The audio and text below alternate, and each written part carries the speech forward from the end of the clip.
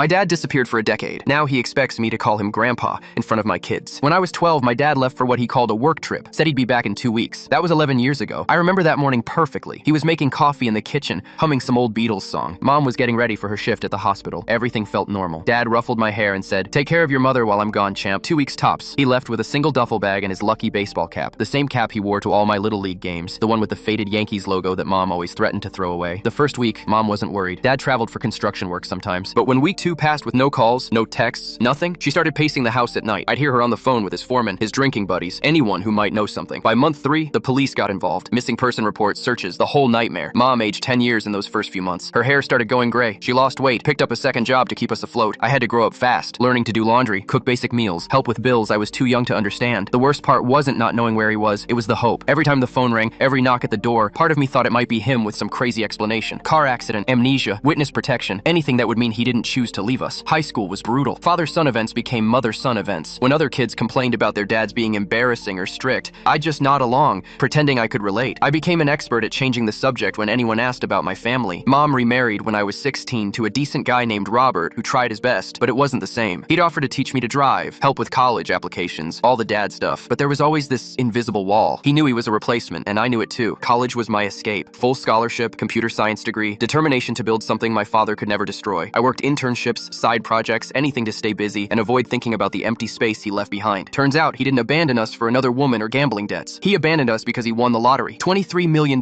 He thought we just won his money, so he disappeared completely. I found out 3 years ago when I hired a private investigator for closure. The PI handed me a manila folder that changed everything. Bank records showed a lottery ticket purchased the day before he left. Photos from a Costa Rican newspaper showing him accepting a giant check, grinning like he'd won the Super Bowl instead of destroying his family. Dad had been living in Costa Rica, bought a mansion with infinity pools and marble floors, married some local woman named Isabella who was half his age and spoke broken English, had the audacity to post beach photos on Facebook, him in Hawaiian shirts, cocktails in hand, living his best life while I was eating ramen for dinner in college. The Facebook posts broke me. Happy birthday messages from people who had no idea he had a son. Photos of him ziplining, deep-sea fishing, playing golf at exclusive resorts. In one photo, he was wearing that same Yankees cap, faded and weathered, but still recognizable. It felt like a slap in the face. I showed Mom the photos. She stared at them for 10 minutes without saying a word, then closed the laptop and never mentioned him again. But I could see it broke something in her that had finally started healing. Last month, he shows up unannounced. His new wife left him, took half his money. The rest got wiped out in bad investments. Now he's broke and needs family. But surprise, I'm not broke anymore. I built a successful tech company, make more in a month than he ever won. My kids go to private school. We live in the house he could never afford. When he met my 6-year-old son, he immediately goes,